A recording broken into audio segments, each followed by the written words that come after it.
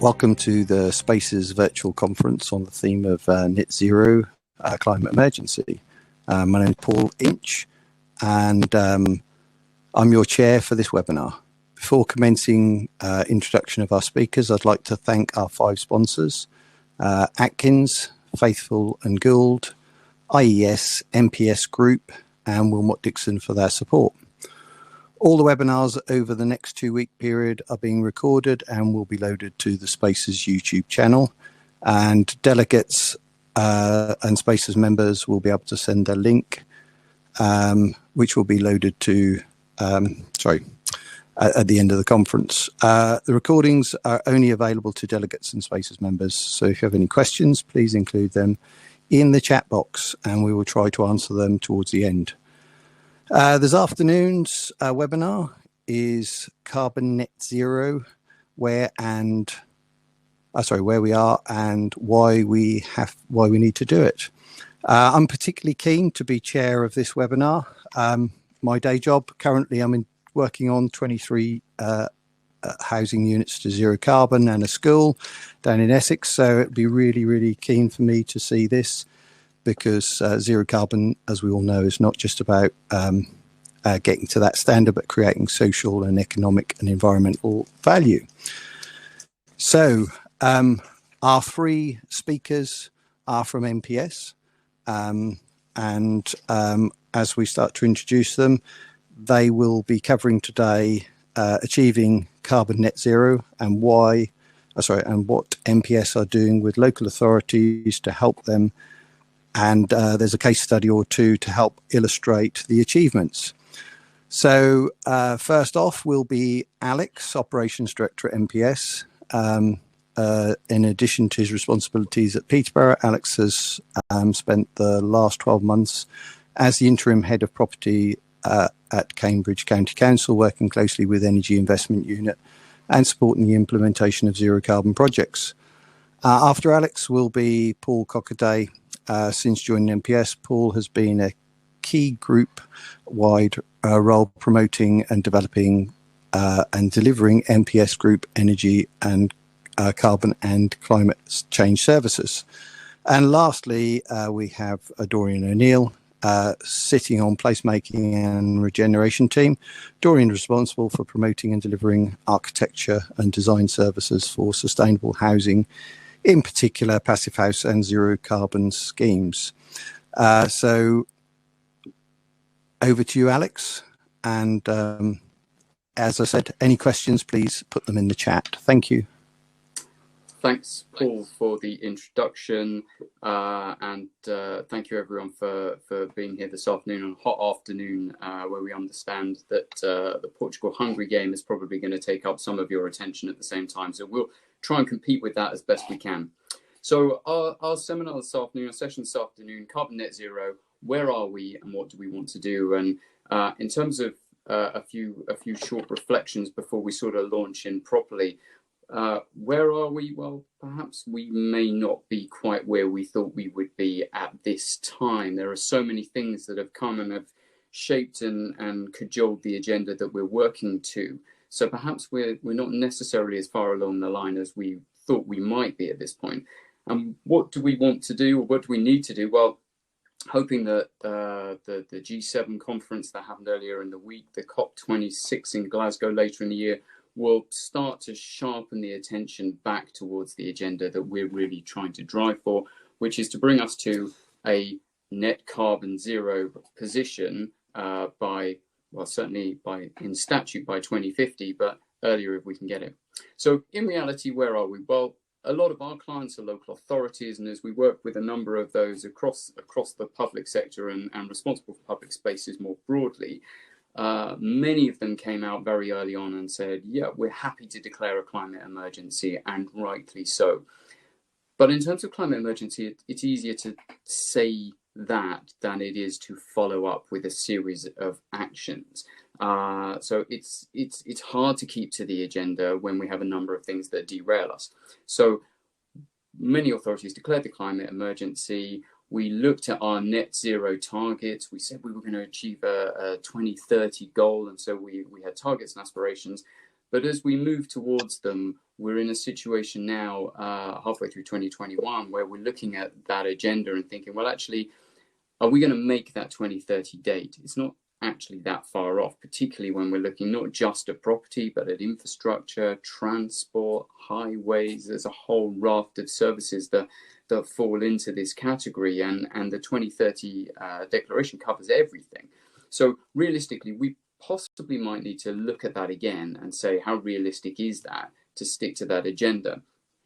And then we have COVID, and COVID hit, and pretty much threw everything up in the air. All the timescales, all the finance, all the investment that was perhaps heading towards the direction that we were looking to travel suddenly went out the window, because clearly we're trying to manage a pandemic and still keep frontline services going across the whole range of public services. So realistically, whatever investments we had needed to be concentrated back into delivering those frontline services. So probably naturally we take a back seat. And I suppose that made me reflect a little bit on that and said, well, is it time that we need to change the narrative? We saw very much what we achieved as under COVID, having declared it a pandemic.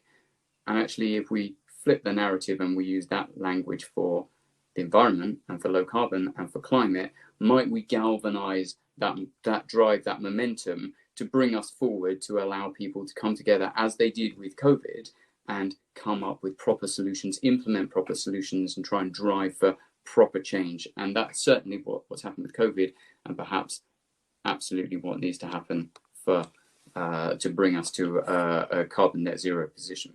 So in reality, what do we need to do? Well, we need to go back and re-establish those high-level strategic objectives. Are they still realistic? Are they still achievable? What are we going to do? And is it still as relevant today with the work programs that we've got, the outputs that we're trying to deliver right now?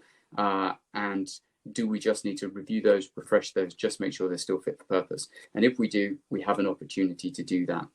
Then from that, we need to develop our strategic priorities. High-level stuff, fairly standard stuff, but it's remapping what we said we were going to do and making sure that we're still on track to do that, so we can start to measure how we're performing and whether or not we're actually going to achieve the objectives that we're setting out to achieve.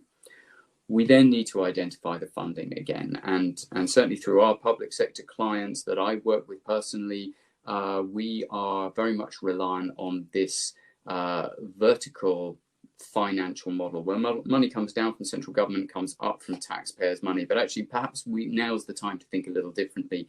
If we're thinking about net zero for our communities, is there something more we could do around horizontal funding with crowdfunding, community funding, and other initiatives that we can bring in? So we bring more stakeholders in who have a stake in the game, as it were, and not so reliant on just our single sources of income. So we need to look at that. And we also need to cost up the transition of change, because we know it isn't cheap.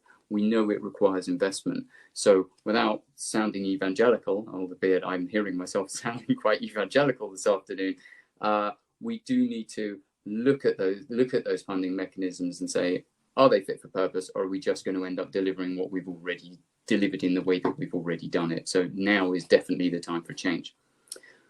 We then need to look at our detailed timelines and programs and have proper plans with proper milestones, proper objectives. So we look at it as a holistic suite of programs designed to tackle all areas of our public spaces and our public services, whether that's transport, highways, infrastructure, property, social care, education. There's a whole raft of competing things, but net carbon zero affects all of those in different ways. So we need to capture that, and we need to make sure that our action plans and our program plans link back to those strategic objectives that we talked about just a few minutes ago. We need not just to engage stakeholders, but we need to pressure our stakeholders. As I said previously, most local authorities signed up very quickly to a climate emergency. Now is the time to pressure those members back to the actions that they committed to in the first place, to say, we need to make this a priority. So it's more than just stakeholder engagement, it's pushing people to say, you said you had a vested interest in this, we need to push and we need to drive for this, because if we don't, it won't happen.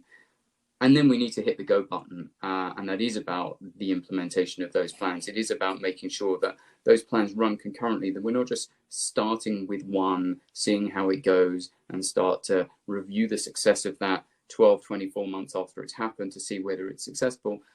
the model and the success has been proven, and Dorrian will talk about a case study shortly, but there are other case studies around as well that look at success in reality. And I'm sure over the last sort of seven or 8 days worth of Spaces conferences, a number of people have talked very succinctly and very eloquently about what they've done to achieve net carbon zero. So we know the solutions are out there. We don't need to prove the theory because the theory is already proven, but we do need to act on it.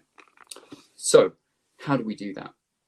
Well, we know we've got the climate science, and we've all seen the Attenborough programs. It doesn't matter whether you're reading the Nature Journal or whether you're reading The Economist, everyone is talking about the science behind climate change. And unless you're a climate denier, I don't think many people can sit here and say this is not happening. I'm sure we've talked throughout the week as well, and certainly in the roundtable discussion I checked for Spaces last month, we talked about engineering solutions to tackle the low carbon agenda as well. So we know from the science it's informed the engineering, and from the engineering it's driven solutions and technologies have been developed to implement those solutions. So we have this neat Venn diagram, and the bit that's missing in the middle goes back to the point I made earlier on about the will of the people, the demand to call it a pandemic, the demand to pressure stakeholders in engaging, because we can't do it on our own. We do have to make sure that we have people with us that are also driving it the entire way. So it is around collaborations at its absolute heart, because ultimately this is something that impacts all of us and all of our communities. If we just look at a little bit about the how, certainly within a local authority context, we have the sort of model on the left where we have our sort of central government strategies, we have our operational, organisational, corporate strategies, and then we have our asset strategy, we have our energy strategy, but you could substitute asset strategy for education strategy, for social care strategy, for highways and transport strategy, for growth and regeneration. The point I'm making is that energy sits there as a competing agenda against all our other operational strategies, and it's vying for resources, and it's vying for funding, and it's vying for initiatives that are all competing with these other absolutely vital services that we need to deliver as local authorities. What we need to do is transition to a state where energy is at the centre of it. So whether it's our asset strategy, our highway strategy, our education strategy, it all links back to energy, and that is informed by and also informs our corporate strategy and the government strategies coming down. So the whole thing hangs together as a much more sort of unified model whereby it's vertical integration throughout. So it's informing down and it's informing up.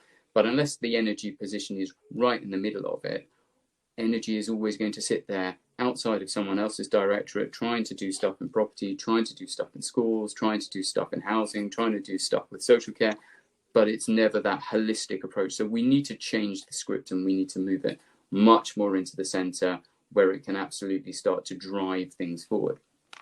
And then just to bring the discussion just around a little bit, where we can say, okay, well, who is it that's going to influence that agenda? Well, we've got our stakeholders, and I've talked about pressuring our stakeholders already. But in terms of what we need to do, actually, from a property perspective, we need to move away from being property stewards within a property environment such as this to becoming climate stewards. So we need to actively start to look at the political strategy of what we're doing and making sure that energy is at the heart of that political strategy. We need to look at our economic strategy and say, are there different ways in which we can attract funding? Are there different ways in which we can slice and dice the traditional financial models that we have to enable that to support the energy initiatives and the low carbon initiatives to then feed the other driving programs that we have to deliver as local authorities and as custodians of public spaces?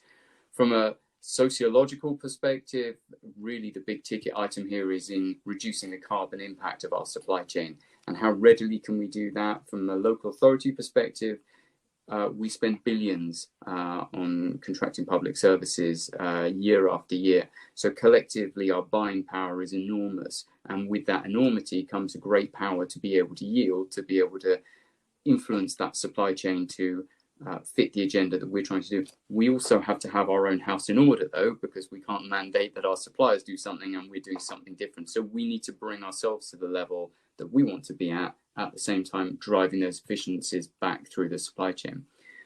We talked a little bit earlier on, I touched on this just a minute ago when I showed the Venn diagram about those technical solutions, and we have them already. So whether this is retrofitting passive house around the school, whether this is designing in low carbon around a housing development, we already have these technologies. They do cost more. We have to recognise that there is a 5 to 10% cost increase on delivering low carbon solutions. But if we don't bite that bullet soon, all we're doing is putting it off down the line, and then the scope of the program becomes, let's net for as long as we can until the 2050 legislative target comes into place, and then we have an absolute guillotine that says right now we need to green, and that will cost more than if we start to implement these things now. We need to make better use of planning and planning legislation to really ensure that the whole low carbon agenda is enshrined in the planning and building regs. If we don't do that, and I know we're starting to move to that, but there's more places we can go. We can make that harder and faster, and that forces our agenda, certainly on new developments, to start pushing in that way. And then in terms of the environmental impacts, actually, if we can then manage the output technologies, the consumer technologies, the smart technologies that come in to help manage and help identify where we are, then we can start to utilize that to bring our low carbon scores down. So there's a lot in that, and I've sort of rapidly run through a whole load of things that we can do. But really, where do we start? Well, for me, I start with Paul Cockaday. Over to you. Great, thanks Alex for the introduction there, and good afternoon everybody. I just wanted to share, I guess, 3 key things with everybody this afternoon. Firstly, putting housing and local authority emissions into the wider UK emissions context. I wanted to offer some key points around reduction strategies, and finally provide a couple of example projects that NPS have been involved in.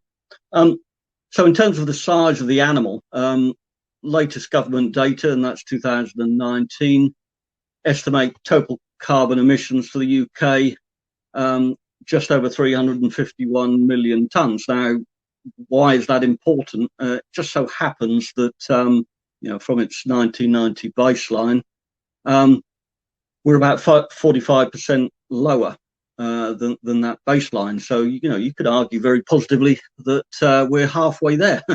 But the key point is that this second half is clearly going to be much more of a challenge to get us to net zero carbon. Housing contributes circa 30% to these UK emissions. That's from the use of electricity and heating, of course. But it's also important to note that social housing, whilst it's 17% of the entire housing stock, its total emissions are actually only 10%. So, you would argue that there's some good foundations there in social housing around those reductions, and a lot of work has been done around networks and retrofit, etc. Again, positively, housing overall has fallen 35% of the last decade or so, and again, generation emissions from decarbonisation of generation and retrofit work has contributed to that. But clearly, business as usual is not enough. We've now got to move that agenda on. In terms of non-domestic buildings, the data is somewhat sparser. Government estimates that to be around 12%. The key challenge for local authorities is that they sit within a highly regulated, strict budgets and ring-fenced services, and in the context of their own areas, of their own estate, they only contribute circa 2 to 5% of those emissions, and have potentially influence on about a third through their agendas around planning, waste, infrastructure, transportation, etc. So the key challenge here really is how local authorities become a facilitator and partner in these wider area emissions, and engaging stakeholders to move that agenda forwards to a net zero carbon. And finally, I guess a key thought around this is that the Committee on Climate Change highlights that by the time of the sixth budget, these reductions, or 60% of these reductions, need to come from society and behaviour change. So clearly, in terms of taking a leadership position, local authorities have got to get out there and influence the wider and local community agenda. So in terms of, I guess, now starting to focus on how these emissions from buildings are going to get reduced, I guess there's three key areas, as I've highlighted there on the slide. New buildings, I see this to a certain extent one of the easier aspects of the reduction, clearly because of the influence up front on design frameworks and planning policies, and my colleague Dorrian will allude to that a little bit more in her presentation, particularly around housing.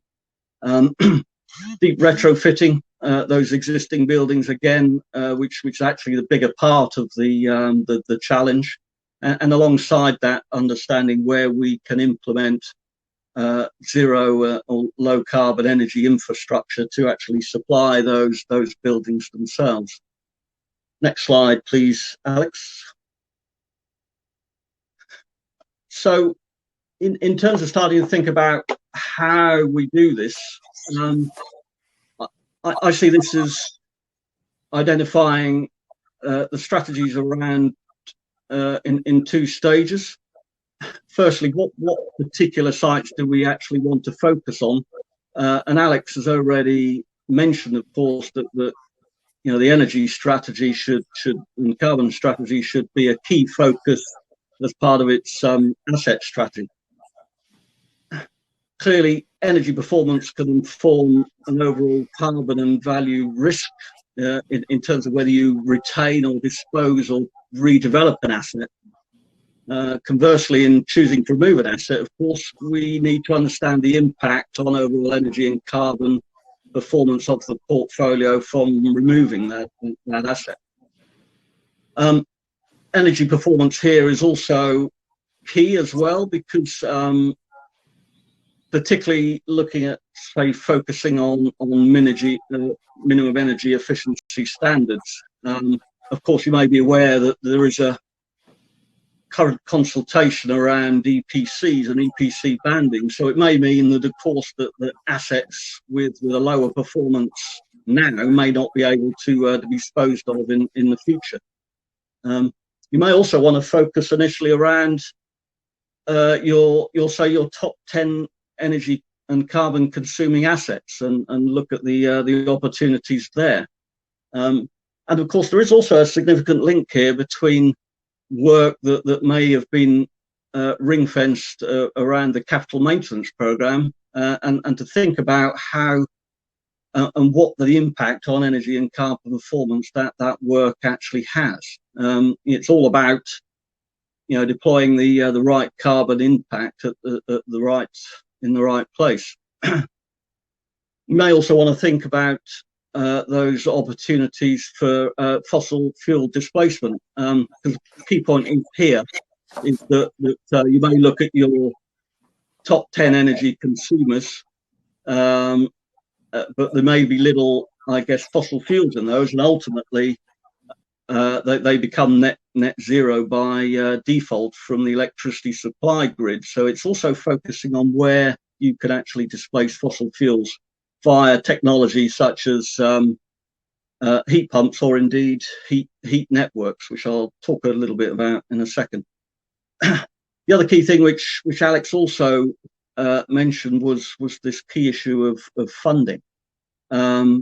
Different funding may be suited to different sites. For example, we all saw the stampede, as it were, for the public sector decarbonisation scheme, which of course focuses on decarbonisation of heat and focuses on heat pumps. But of course, heat pumps are clearly the sort of things that ought to be combined with other energy efficiencies to take a holistic view across a building. So Another key piece of funding, for example, other than PSDS and Salix, is a piece of funding, particularly in the east of England, called Eastern New Energy.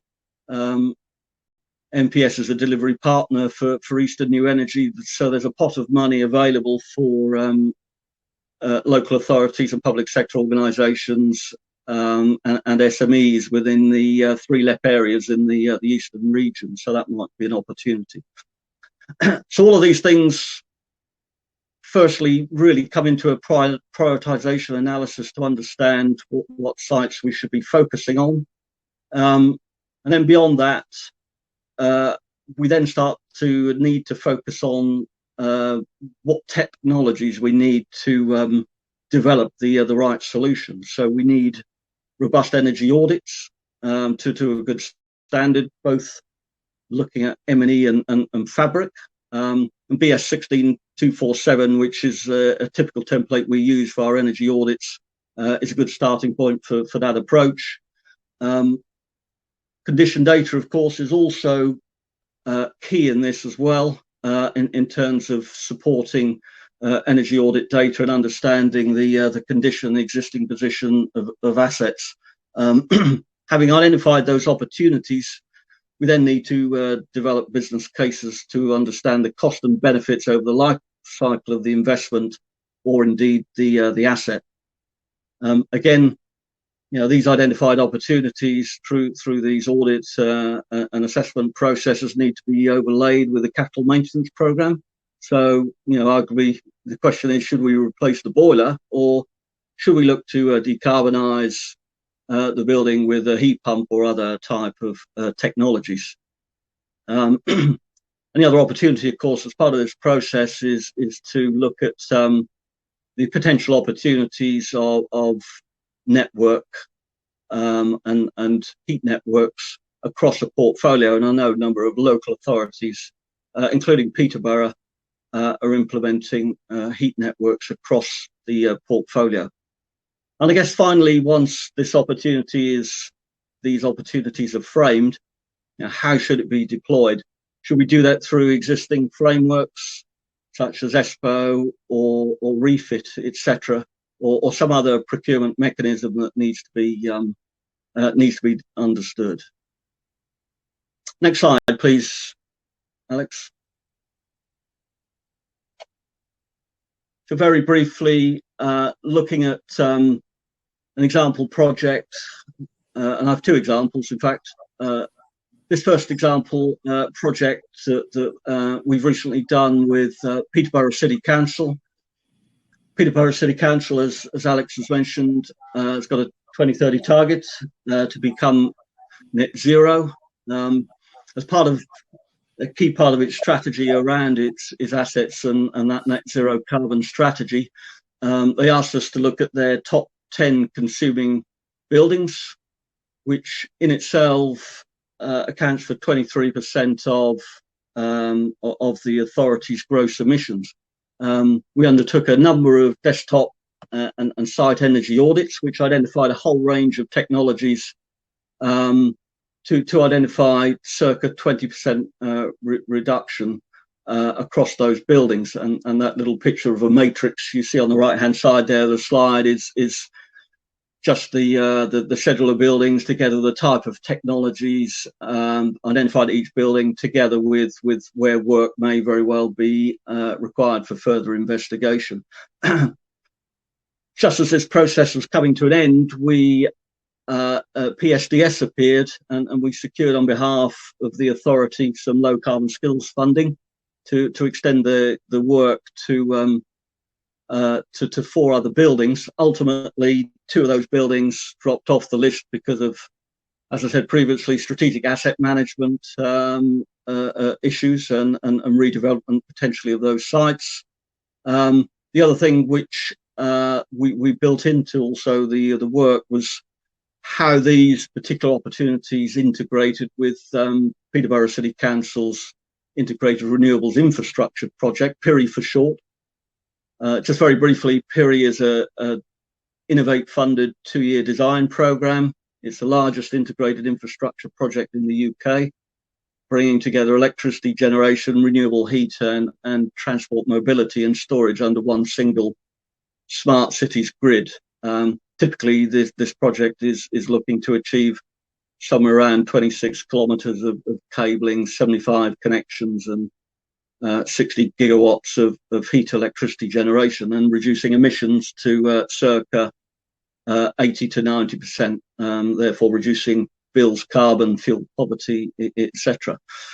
So together with the low carbon skills funding, and integrating with the PIRI project, looking either heat pumps or connection of certain sites to the heat network, that opportunity across these sites were extended to over 5.4 megawatt hours of savings and 1,000 tons of CO2. And work is ongoing in the background to identify, alongside PIRI, what specific projects are going to be delivered. Okay, next and final slide, please, Alex.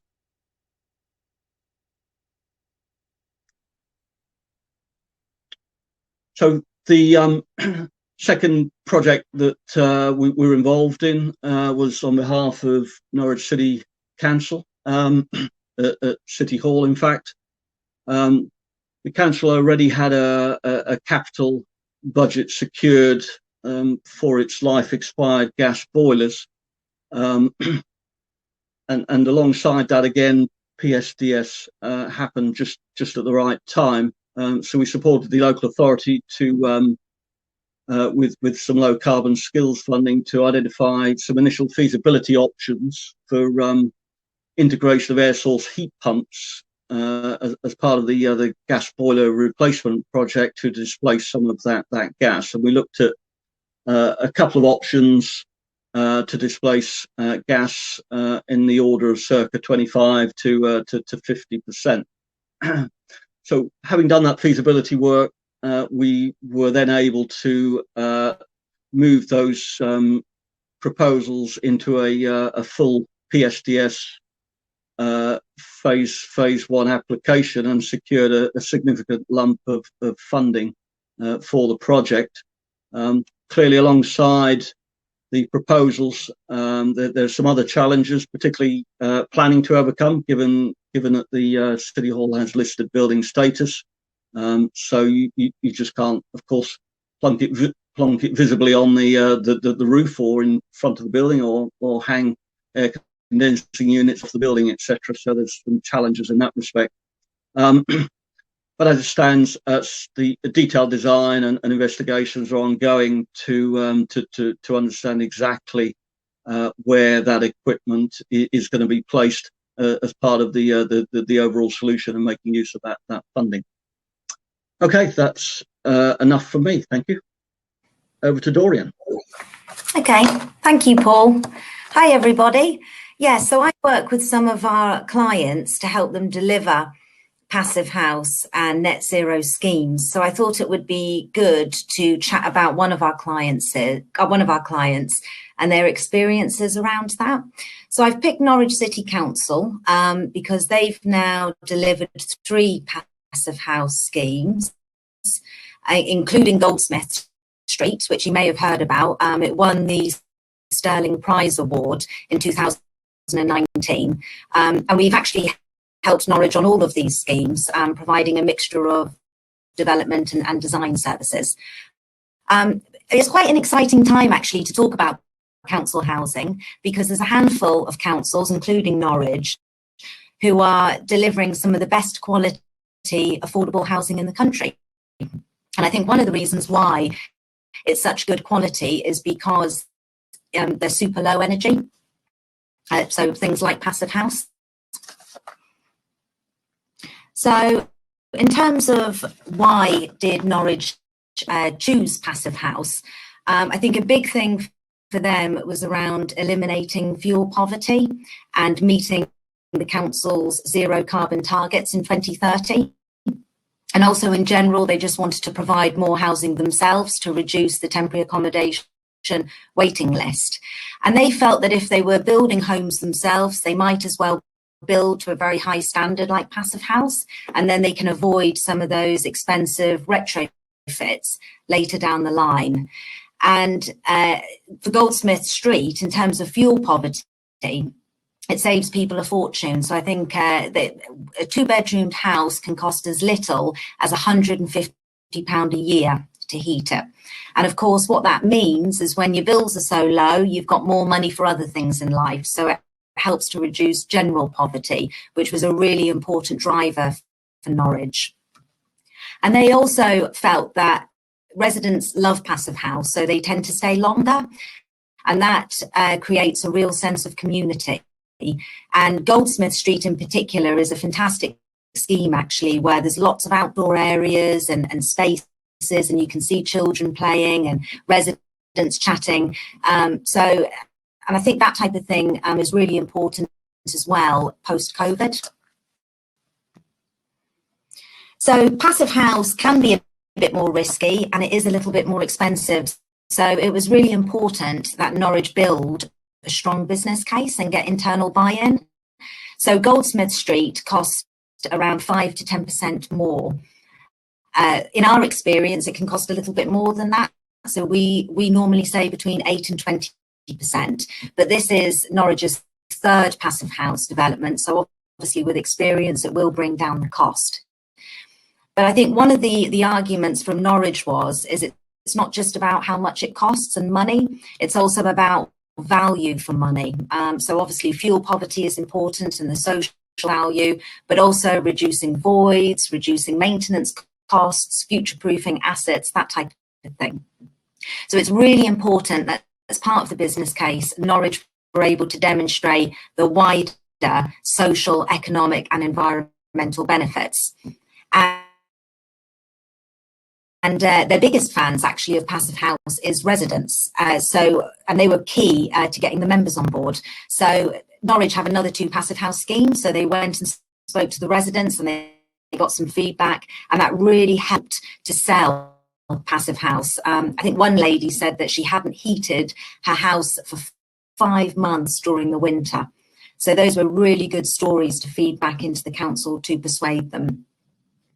And it's worth noting that academic bodies such as East Anglia University and I think York Uni are currently looking at soft metrics to measure Passive House. So hopefully in the future we'll have some, more kind of concrete stats which we can refer to. Because of course there's lots of social benefits around improved health, improved well-being, better attendance in schools and that type of thing. So the key lessons learned, and just my last slide here, just to kind of sum up, for Norwich, from their point of view, obviously building form and orientation is really important. It has to be a south-facing master plan to maximise solar gain. Landscape is just as crucial as housing, because this tends to be what fosters that sense of community. And in their experience, they prefer the JCT traditional contract rather than D&B because it gives the architects more control and it drives up the quality. And I know from speaking to other councils that sometimes it can be a bit tricky to engage with contractors to deliver things like Passive House because it does cost a bit more. For Norwich, I think they've always used contractors who have experience with Passive House, and they actually set up a fabric first framework which brings together small, medium contractors who have expertise in this area. And also finding advocates of Passive House, so to share that knowledge early on and get internal buy-in, and also teaching people about Passive House. There's lots of myths. Some people think, you can't open up windows and that type of thing. So it was about teaching staff, getting them on board early, but it was also about teaching maintenance staff the differences between how the buildings operate and also the tenants as well. So that's a bit of a whistle-stop tour, but we've got other clients and other stories, so feel free to contact us. But I thought Norwich was a good place to start because they're kind of miles ahead really, and they're doing some fantastic stuff. Thank you. Yeah, so I think Norwich were one of the first people to set up this framework. We helped them. And yeah, I think it can be easily done by other authorities as well. I think it's just about selecting the right people to join it, and just making sure you've got that expertise on hand. But we can certainly give some advice if people want to contact us directly. We can talk through how we set that up with Norwich and the key things to look out for. Thank you. Have you, Paul or Alex, got anything else to add in?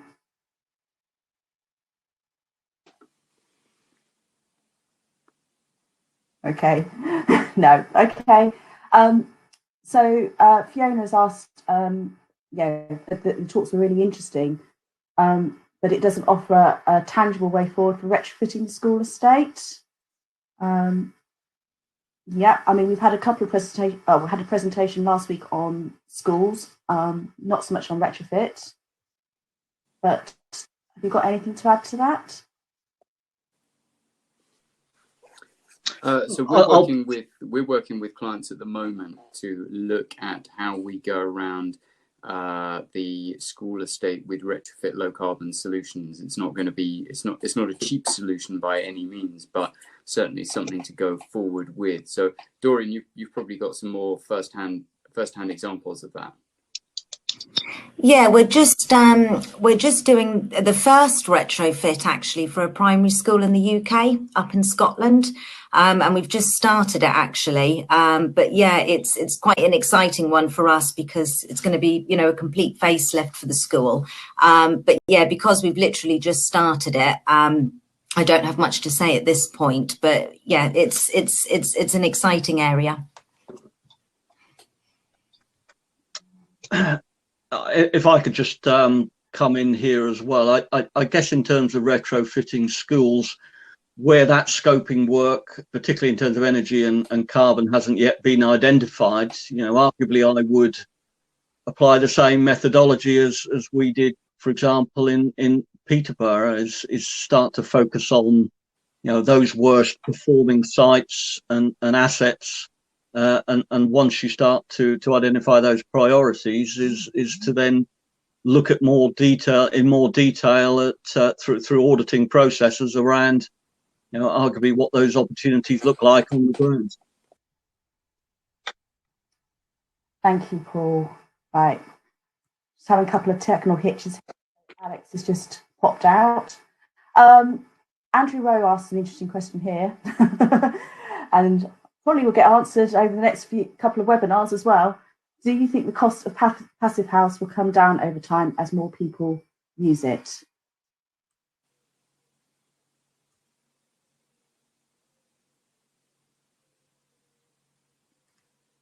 Yep. Do you want me to answer that? Yes, please, Dorrian. Thank you. Yeah, no, definitely it will. And I think the technology is there at the moment, the materials are there, but the more people use it and the more it becomes more mainstream for contractors and developers, yes, definitely it will come down. And I think in Germany it's at around 5% now, so it's considerably less than the UK because more people are doing it. Have you got anything to add, Paul or Alex? Nothing else from me at this moment. No, not me. Thank you. Okay. Yeah.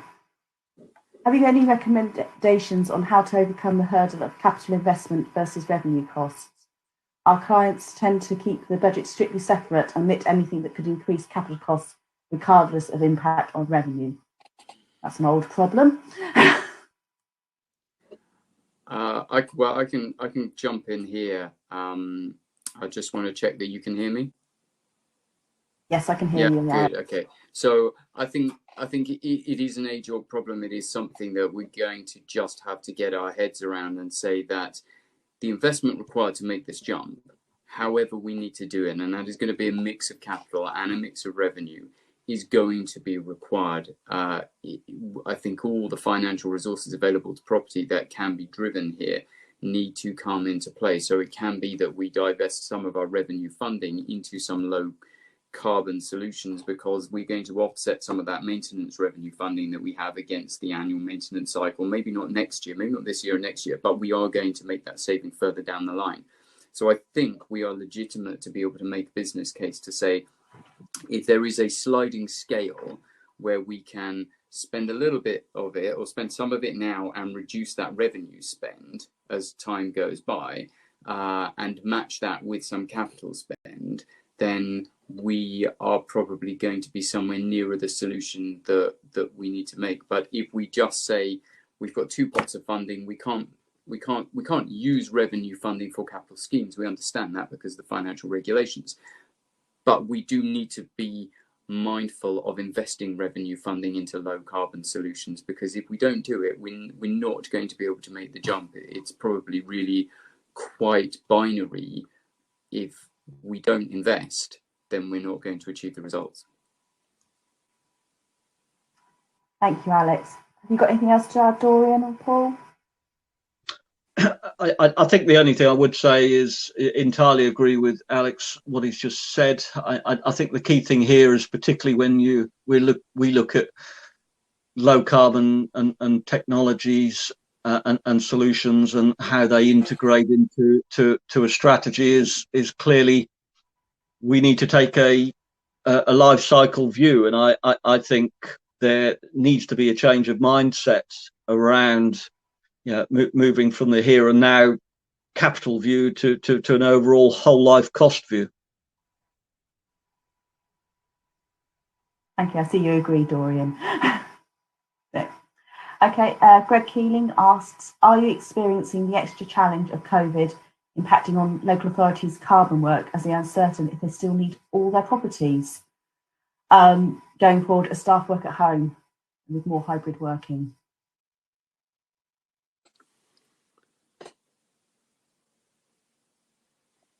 I think sorry, I was just going to jump in there. I was just reading Greg's question in the chat.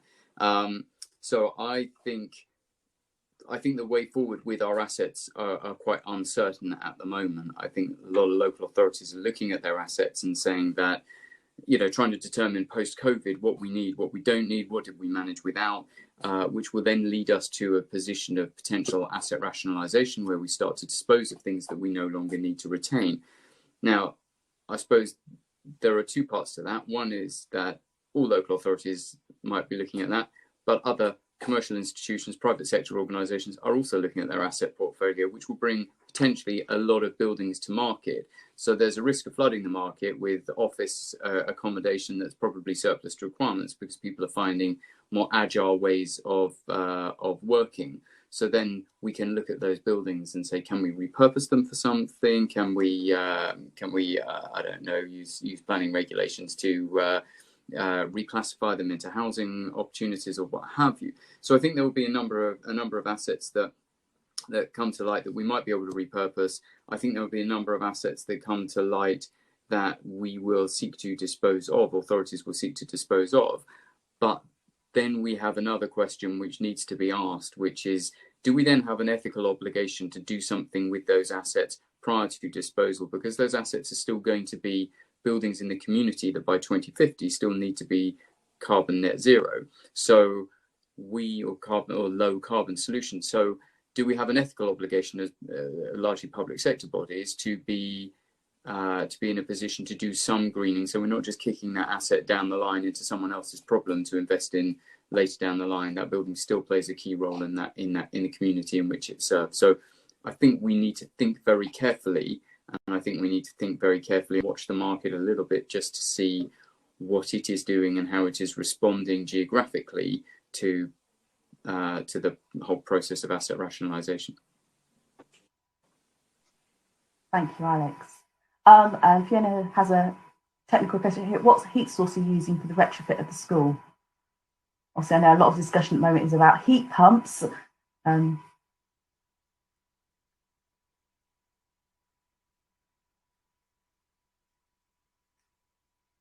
Dorrian, I think that's a question for you.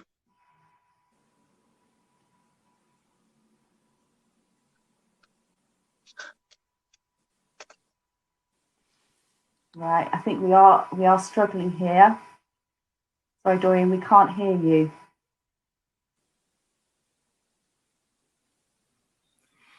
I think, Paul, you might be best to answer that if it's around heat pumps. And when we said a school, I didn't know whether was that specific project that was mentioned. No. Right. Okay. No, I think, you know, it's, you know, clearly answering that question blind when we don't know the building or anything else. It may be a little bit difficult, but obviously, you know, decarbonising a school from moving from a oil or gas-based solution to a heat pump could work, but of course the challenge here, as I mentioned earlier, was that this needs a holistic solution, because typically heat pumps are a lower grade of heat. So if you are going to stick heat pumps in a school, then you need to take a fabric first solution and understand, you know, whether we can actually reduce the heat loads, etc. in the first place, which will actually reduce the amount of work that you need to do on the school heating infrastructure to accommodate that those heat pumps. So you know, just plonking a heat pump in a school typically doesn't work. You need to take a holistic solution across the whole site and the building. Okay, right. I think we just had Greg's comment here. The running cost of £150 per annum is amazing for the housing project, and we should get this publicised. Affordable energy is so important. And we're just finally finished with Barry's question about the Fabric First framework, delivering the long-term maintenance skills for developments or a growth in more local SMEs to deliver the need. That one for you, Alex?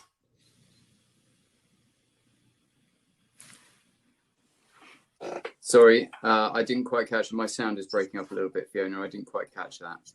Okay. I'm sorry. This is a question from Barry. Do you see the Fabric First framework delivering the long-term maintenance skills for the developments or a growth in more local SMEs to deliver the need? Deliver this need?